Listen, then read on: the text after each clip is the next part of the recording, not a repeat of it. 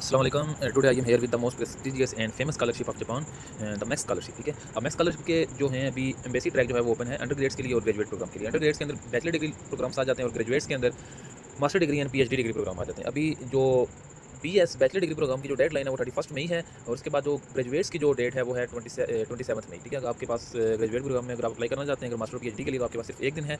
तो आपने डॉक्यूमेंट जो होते हैं कि बाई पोस्ट आपने भेजने होते हैं एम्बेसी में। ठीक है, अब इसका प्रोसीजर क्या है मैं अंडर ग्रेड्स का आपको बता देता हूँ। दोनों का स्कॉलरशिप का जो प्रोसीजर ऑलमोस्ट सेम ही है। ठीक है, अभी मैं सिर्फ जो हूँ अंडर ग्रेड्स के पेज पे हूँ। तो यहाँ पे क्या है कि आप सबसे पहले आप देख सकते हैं कि 31 मई जो है इसकी डेडलाइन है। ठीक है, 31 मई से पहले पहले आपने एम्बेसी को डॉक्यूमेंट जो है आपके पहुँच जाने चाहिए।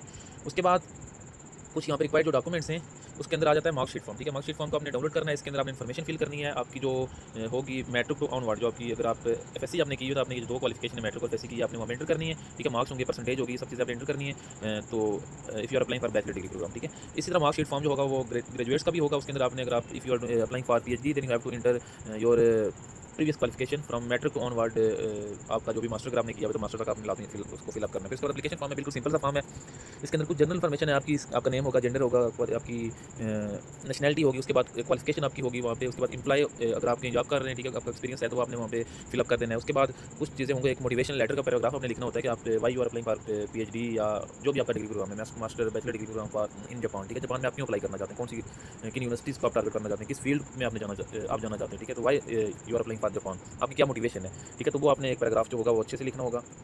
उसके बाद एक दो पैराग्राफ और भी हैं कि आप जापान में आएंगे तो उसका जापान को क्या बेनिफिट होगा, कौन से एजुकेशन हासिल करेंगे, तो उसके बाद आप उसको फर्दर अपने कंट्री में कैसे उसको अप्लाई कर सकते हैं। ठीक है, इस तरह कुछ जनरल रिक्वायरमेंट्स। उसके बाद आपकी जो डिग्रीज हैं, आपकी जो सर्टिफिकेट होगा और मार्कशीट होगी मैट्रिक और एफएससी की, if you are applying for bachelor degree program then you have to attest them from your educational institute. जहाँ से आपने एफएससी किया वहाँ से आपने क्या करना है, उनको अटेस्ट करा लेना। उसके बाद आपने एक रिकमेंडेशन लेटर भी लेना होगा इंस्टीट्यूट से। ठीक है, उसकी बेस पे आपने अप्लाई करना है। नेक्स्ट जो होगा, अब ये कुछ डॉक्यूमेंट्स जो हैं, अगर आपका एफएससी आपने अगर आपका रिजल्ट अभी अनाउंस नहीं हुआ, आपने पेपर दे दिए तब आप अप्लाई कर सकते हो base of their hope certificate. आपने अगर आपका रिजल्ट अभी तक नहीं है तो आपने क्या करना है कि इंस्टीट्यूट से होप सर्टिफिकेट ले लेना, उसकी बेस पे अप्लाई कर सकते हैं। अब यही जो डॉक्यूमेंट्स हैं ये ऑलमोस्ट सेम ही है। आप सिर्फ जो ग्रेजुएट प्रोग्राम के लिए आपने क्या करना है कि ऐसे ही आपने सर्च यहाँ पे कर लेना है मैक्स ग्रेजुएट स्कॉलरशिप 2025। ठीक है, ये फर्स्ट जो लिंक होगा इसका आपने क्लिक करना है। अब ये ग्रेजुएट्स का आ गया। ग्रेजुएट्स की देखें डेडलाइन 27 में ही है। अब इसके भी में भी वही डॉक्यूमेंट्स सिर्फ एडिशन होगी, सिर्फ दो डॉक्यूमेंट्स। एक रिसर्च प्लान आपके पास आ जाता है। ठीक है, रिसर्च प्लान में आपने बताना है कि आप किस फील्ड में रिसर्च करना चाहते हैं, क्यों आपने ये फील्ड चूज़ की है, आपका पास जो फील्ड है उसका और इसके साथ क्या कोरिलेशन है। ठीक है, कोरिलेटेड होनी चाहिए तभी आपकी जाके शॉर्ट लिस्टिंग हो सकती है।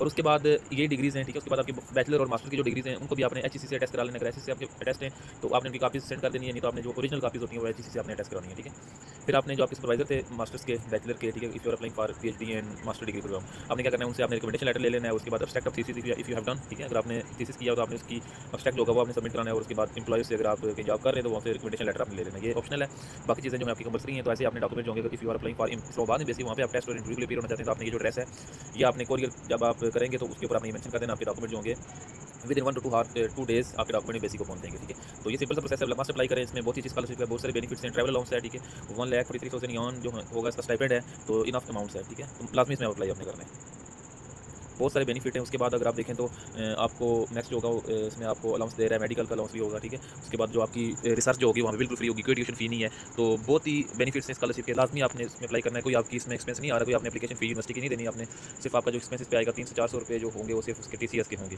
जो भी कोरियर होगा। तो सिर्फ इतना सा एक्सपेंस आ रहा है, बाकी आप अपने डॉक्यूमेंट्स रेडी करें। आप अंडर ग्रेड्स के लिए तब अभी एक ऑलमोस्ट 5 डेज़ हैं, तो आप इसमें अपने डॉक्यूमेंट रेडी करके अप्लाई कर सकते हैं। तो इसमें मास्टर अप्लाई करना है, it's a good opportunity, just try to avail this. Thank